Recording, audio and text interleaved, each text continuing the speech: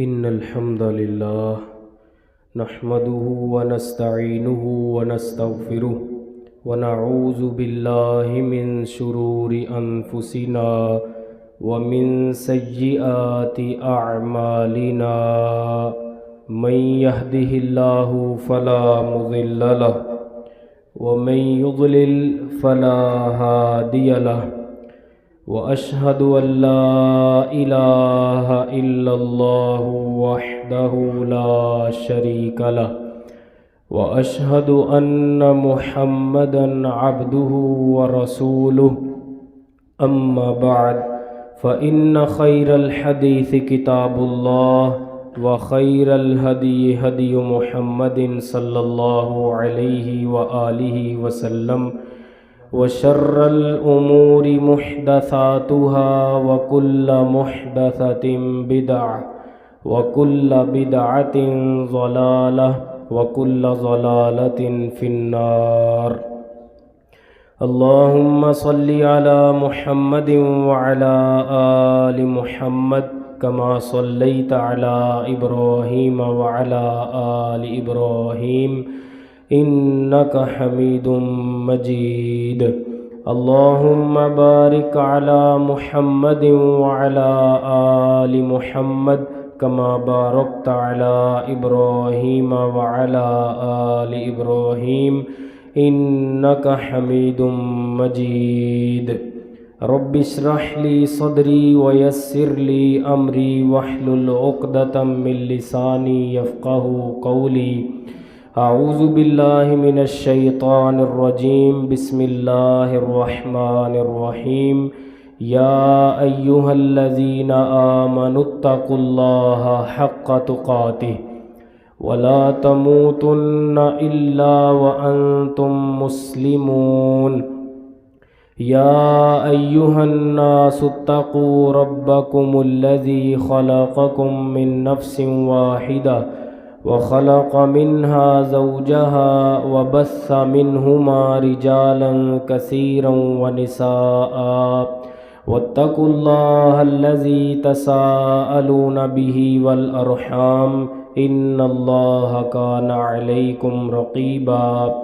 يا أيها الذين آمنوا اتقوا الله وقولوا قولا سديدا يصلح لكم أعمالكم ويغفر لكم ذنوبكم ومن يطع الله ورسوله فقد فاز فوزا عظيما.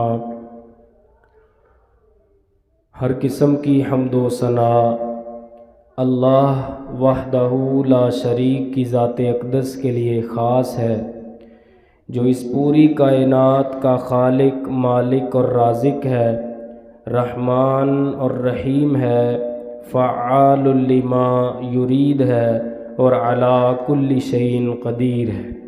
درود و سلام آقائے کائنات، سید الاولین والآخرین، شفیع المذنبین، رحمت للعالمین، سیدنا و مولانا امام اعظم، قائد اعظم، رہبر اعظم جناب محمد مصطفیٰ صلی اللہ علیہ وآلہ وسلم کی ذات اقدس پر مختصر حمد و صلوات کے بعد، حضرت عبداللہ ابن مبارک رحمہ اللہ ایک بہت بڑے محدث گزرے ہیں. ان کے والد حضرت مبارک رحمہ اللہ تعالی ہمدان کے اندر ایک بڑا تاجر تھا، اس کے غلام تھے. حضرت عبداللہ بن مبارک نام سنا ہے نا آپ نے، بڑے محدث. ان کے والد کی بات کر رہا ہوں، یعنی ان کے والد حضرت مبارک رحمہ اللہ تھے، جو کہ ہمدان کے اندر ایک تاجر کے غلام تھے. اب وہ جو مالک تھا نا، ان کا آقا تھا، وہ ایک دن اپنے باغ میں آئے، یعنی اس کے باغ کی رکھوالی بھی کرتے تھے، مالی کا کام بھی کرتے تھے حضرت مبارک. تو وہ ایک دن اپنے باغ میں آیا اور آ کر اس نے حضرت مبارک رحمہ اللہ سے کہا کہ میں ایک میٹھا انار کھانا چاہتا ہوں، میں ایک میٹھا انار کھانا چاہتا ہوں. اریدو رمانا حلوا، میں میٹھا انار چاہتا ہوں. تو تو اب وہ گئے ایک درخت سے انار توڑ کر لا کر انہیں دیا.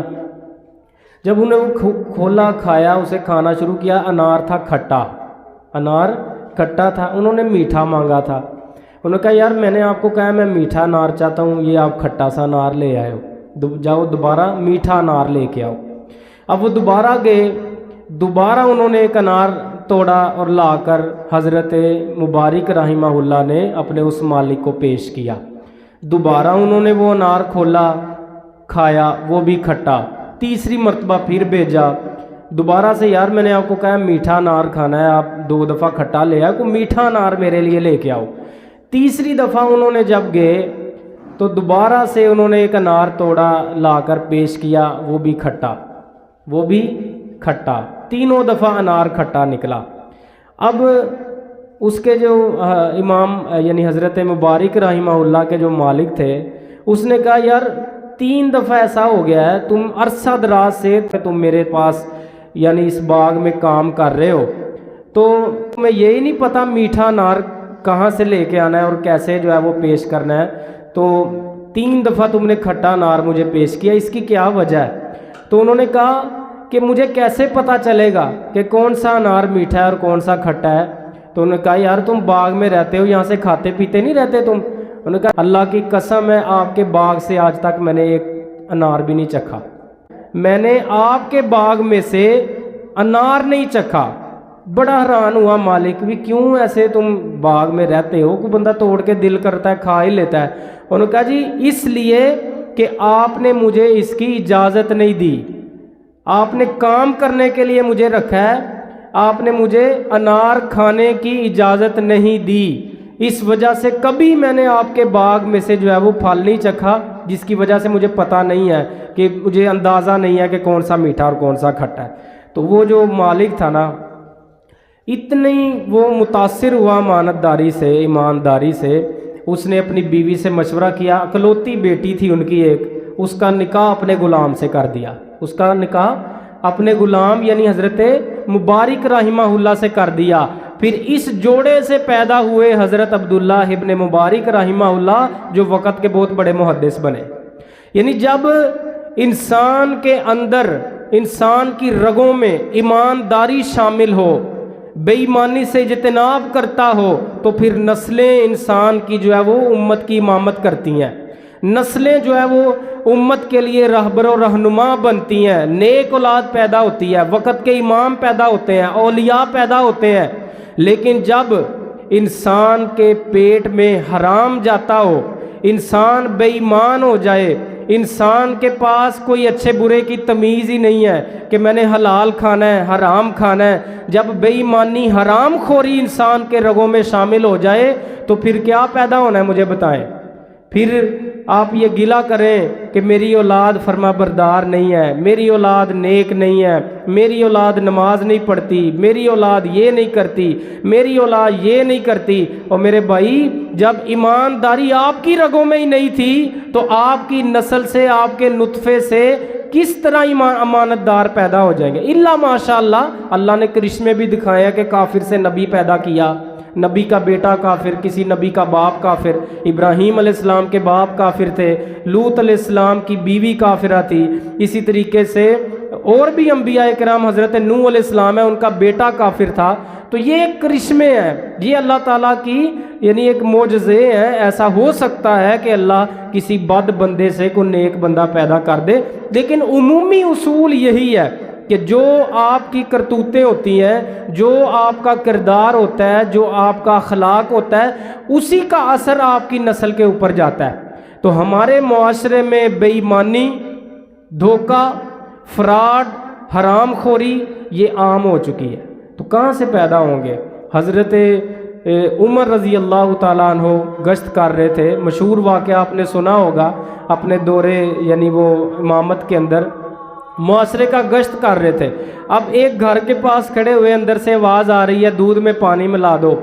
ماں کہہ رہی ہے, بیٹی کہہ رہی ہے کہ کیوں ملائیں, یہ گناہ ہے, یہ غلط ہے. ماں کہہ رہی ہے یہاں پر کون سا کوئی دیکھ رہا ہے؟ تو بیٹی نے آگے سے کہا کہ اللہ تو دیکھ رہا ہے, کوئی نہیں دیکھ رہا. تو وہ چیز حضرت عمر رضی اللہ تعالیٰ عنہ کو اتنی پسند آئی, حضرت عمر رضی اللہ عنہ نے اپنی جو ہے وہ بیٹے، ان کے ایک بیٹے تھے جن کا نام عاصم تھا، تو اس عاصم بیٹے کی شادی اس لڑکی سے طے کر دی۔ وقت کا حکمران ہے اور ایک عام گھر کے اندر ایمانداری کی وجہ سے شادی کر دی۔ عاصم ان کے ہاں بیٹی پیدا ہوئی، حضرت عاصم عمر کے بیٹے تھے، ان کی شادی اس ایماندار لڑکی سے کی، ان سے ایک بیٹی پیدا ہوئی جس کا نام عاصم رکھا۔ پھر عاصم کا جب جوانی میں نکاح ہوا، وہ ہوا عبدالعزیز بن مروان سے، ان سے پھر پیدا ہوئے حضرت عمر بن عبدالعزیز، جو جنہوں نے یعنی نبوت والا دور زندہ کیا، جنہوں نے خلافت راشدہ والا دور زندہ کیا اور ایک رول ماڈل بنے امت کے لیے۔ کہاں سے بنیاد نکلی؟ ایمانداری سے، یعنی ایمانداری کی بنیاد پر حضرت عمر نے اپنے بیٹے عاصم کا نکاح کیا تھا، جن کی نسل سے پھر عاصم کا نکاح جو ہے وہ ان سے ہوا۔ پھر ان کے بعد جو ہے عبدالعزیز بن مروان سے پھر عمر بن عبدالعزیز پیدا ہوئے، وقت کی حکمرانی کی، وقت کا رول ماڈل بنے۔ تو جب ایمانداری آپ اپنی یعنی رگوں میں شامل کر لیتے ہیں کہ میں نے ایمانداری سے چلنا ہے، اب تو کہہ دیتے نا لوگ چلنا بڑا مشکل ہو گیا جی، دور ہی ایسا نہیں ہے، یہاں آپ کے یہ تھوڑا سال معصوم ٹون سے باہر نکلے، یہ ایک پٹرول والا ہے میرا، اس سے ٹاکرا ہو گیا کچھ دن پہلے، میں اکثر اس سے پٹرول ڈلواتا تھا۔ یہ درد دل ہے میری بات، یہ نا واقعہ بیان کرنے کا مقصد یہ ہے کہ ہمارے معاشرے میں جو بے ایمانیاں پائی جا رہی ہیں نا، اللہ کی قسم اٹھا کر کہتا ہوں، جب تک آپ ان پر خاموشی اختیار کر لیتے ہیں آپ مجرم ہیں۔ آپ کا حق بنتا ہے کہ معاشرے کے اندر پائی جانے والی برائیوں کے خلاف اٹھ کھڑے ہوں۔ یہ مقصد ہونا چاہیے ایک مسلمان کی زندگی کا، ایک مومن کی زندگی کا مقصد اور ایک منزل ہونی چاہیے کہ میں نے معاشرے میں پائی جانے والی برائیوں کے خلاف کھڑا ہونا ہے۔ جب ہم یہ کہہ دیتے ہیں نا کوئی نہیں یار جڑا جتھے لگا وہ کر رہا ہے نا، میں کون سا کر رہا ہوں، وہی کر رہا ہے نا، اور بھائی انہی باتوں کی وجہ سے بیڑا غرق ہو گیا معاشرے کا۔ آپ نے ہلا شیریاں دے دی بے ایمانوں کو، آپ نے ہلا شیریاں دے دی حرام خوروں کو، جو وہ بڑھتے چلے جا رہے ہیں، بے باکی کے ساتھ حرام خوریاں کرتے ہیں، بے ایمانیاں، دھوکہ، فراڈ، ظلم کرتے ہیں۔ یاد رکھیں ایک گناہ وہ ہوتا ہے جس کا تعلق بندے کی ذات کے ساتھ خاص ہے، وہ تنہائی میں کرتا ہے، وہ چھپ کے کرتا ہے، اس کا اور اللہ کا معاملہ ہے، اس کے لیے بھی واضح نصیحتیں ہوتی ہیں۔ ہم اشارتاً ہر گناہ پر جو ہے وہ روشنی ڈالتے ہیں تاکہ امت اس سے بچ سکے، لیکن ایسا گناہ جو چھپ کر انسان کرتا ہے، تنہائی میں کرتا ہے، اس کا اور اللہ کے ساتھ معاملہ ہے، اللہ کے ساتھ تعلق ہے۔ لیکن ایسا گناہ جس کا تعلق معاشرے کے ساتھ ہے، جس کا تعلق دھوکے کے ساتھ ہے، جس کا تعلق حقوق العباد کے ساتھ ہے، جس کا تعلق ظلم کے ساتھ ہے، اگر ایسا گناہ جو سریعام ہو رہا ہو، جو عام طور پر معاشرے میں واضح طور پر ہو رہا ہو، اور ایسا گناہ دیکھنے کے باوجود آپ خاموشی اختیار کر لیں تو آپ مجرم ہیں۔ اور انہی باتوں کی وجہ سے معاشرہ بگڑتا ہے، انہی باتوں کی وجہ سے معاشرے میں جو ہے وہ بد امنیاں، بے ایمانیاں، دھوکہ، فراڈ پھیل جاتا ہے۔ یہ میں بات آپ کو بتا رہا ہوں، میں کافی دن ان سے پٹرول، کافی عرصے سے، ایک دو ماہ سے اس سے میں ملا تو میں پٹرول ڈلواتا رہا گاڑی کے اندر۔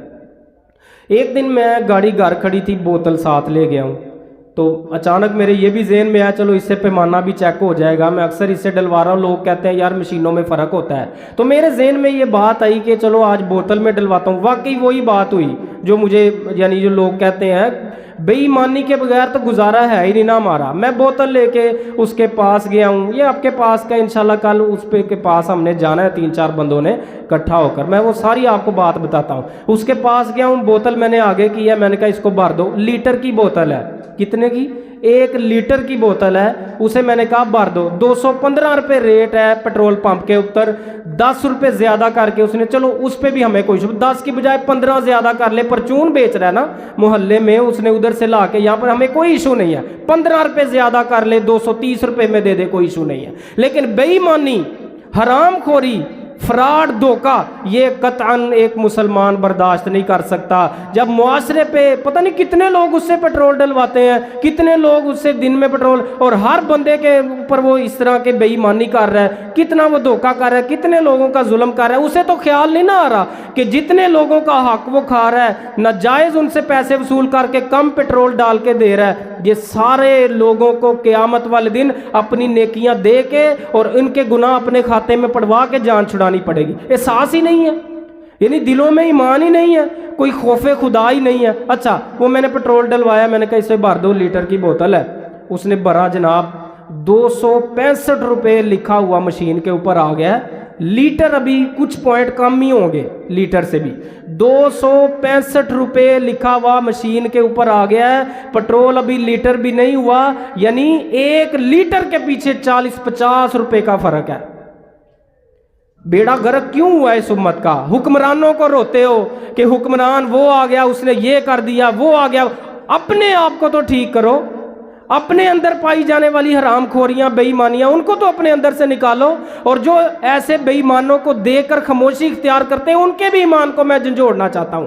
ہم جب ایسے بے ایمانوں کو خاموشی کر کے ہلا شیریاں دیتے ہیں, وہ چلتا رہتا ہے کام, رشوتیں لگا دیتے ہیں, وہ جناب ان کے معاملات چلتے رہتے ہیں, حرام خوریاں چلتی رہتی ہیں, معاشرے میں فساد بڑھتا رہتا ہے. کیونکہ جب معاشرے میں گناہ پھیلتے ہیں, ظہر الفساد فی البر والبحر بما کسبت ایدی الناس, اللہ فرماتے ہیں کہ یہ جو خشکی اور تری میں یہ فساد برپا ہوتا ہے, یہ تمہارے کرتوتوں کا صلہ ہوتا ہے, یہ تمہارے برے اعمال کا نتیجہ ہوتا ہے. اور میرے بھائی گناہ جب پھیلتے ہیں تو پھر اللہ کی طرف سے کوئی رحمتیں نہیں برستی, اللہ کی طرف سے برکتوں کا نزول نہیں ہوتا. پھر ایسے بدماش ہی ہمارے اوپر حکمرانوں کی صورت میں مسلط ہوتے ہیں, پھر مہنگائی کی صورت میں عذاب آتے ہیں, پھر زلزلے آتے ہیں, پھر جناب طوفان آتے ہیں, اللہ کا غضب برستا ہے, اللہ کا غصہ برستا ہے اس معاشرے کے اوپر کہ جہاں پر گناہ پھیل جاتے ہیں. اور ذمہ دار کون ہے؟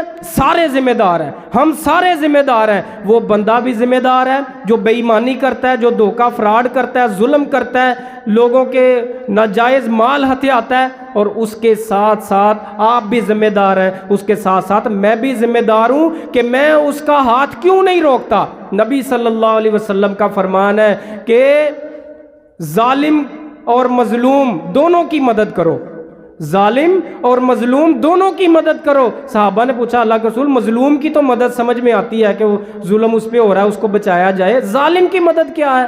تو آپ صلی اللہ علیہ وسلم نے فرمایا, صحیح بخاری کی روایت ہے کہ ظلم سے, گناہ سے اس کا ہاتھ روکو, یہ ظالم کی مدد ہے. تو میرے بھائی آپ ادھر جائیں. اچھا وہ 265 روپے لکھا ہوا آ گیا مشین کے اوپر, پیٹرول ابھی لیٹر بھی. میں نے کہا یہ کیا بھائی؟ وہ مولوی صاحب مجھے کہتا ہے, اسے نہیں پتا ویسے ادھر میں امام ہوں, یہ پاس ہی ہے حالانکہ, لیکن بہرحال اس نے داڑھی دیکھ کے وہ مولوی صاحب یا حافظ صاحب مجھے کہتا ہے. اور ساتھ ہی جب اس نے دیکھا نا مشین تے 265 آ گیا تو لیٹر نہیں ہوا, قاری صاحب ادھر غور کر رہے ہیں, تو ساتھ ہی او یارو اپنا لڑکا جو ساتھ رکھا, او ویکھی یارو پیمانہ ہل گیا ہی, او ویکھی.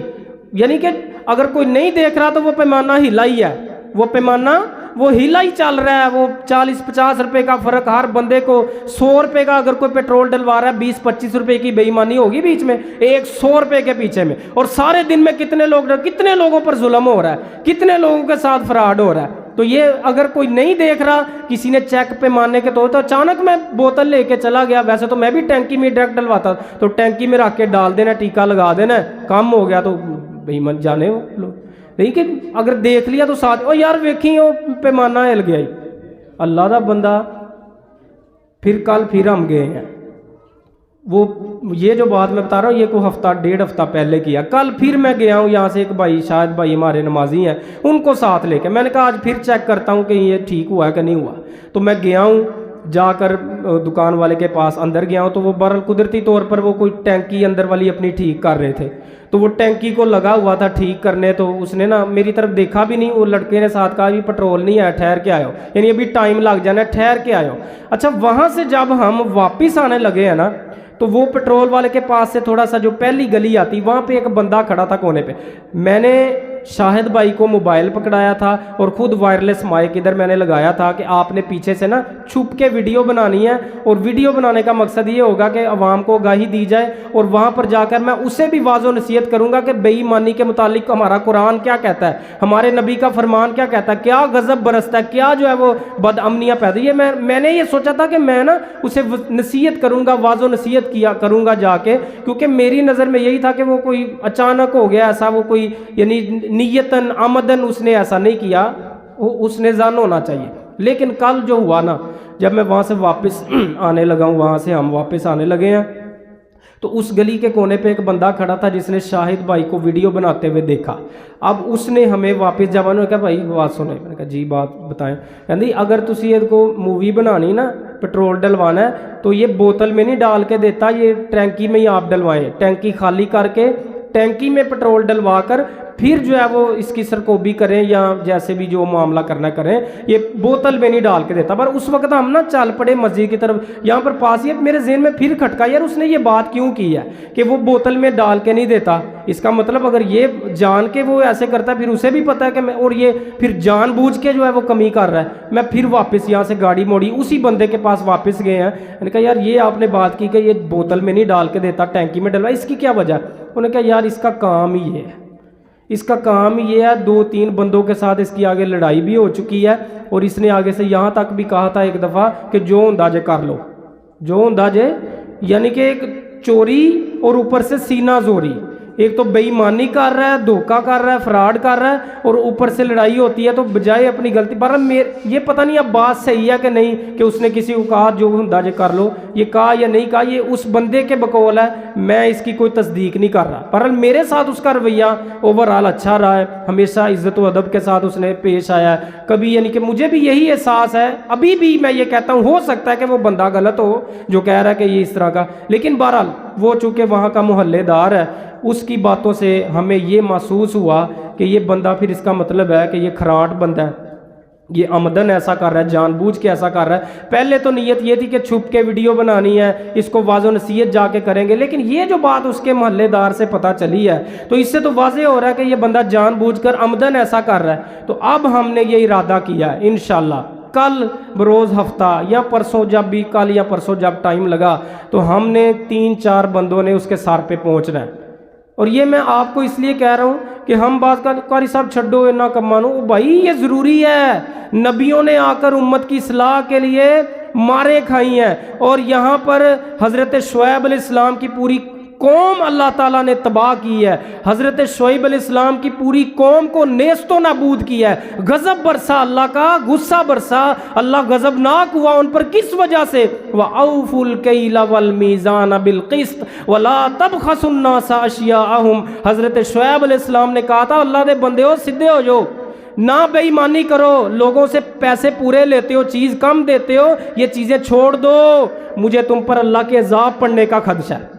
تو جب وہ قوم نہیں آئی بعض، اللہ فرماتے ہیں پھر فَلَمَّا جَاءَ أَمْرُنَا جَعَلْنَا عَالِيَهَا سَافِلَهَا، ہم نے جب وہ باز نہیں آئے ہمارا عذاب ایسا برسا کہ ہم نے اس پوری کی پوری بستی کو الٹ کے رکھ دیا، پوری بستی بیڑا غرق کر دیا، اللہ نے تباہ و کر دی، نیست و نابود کر دی۔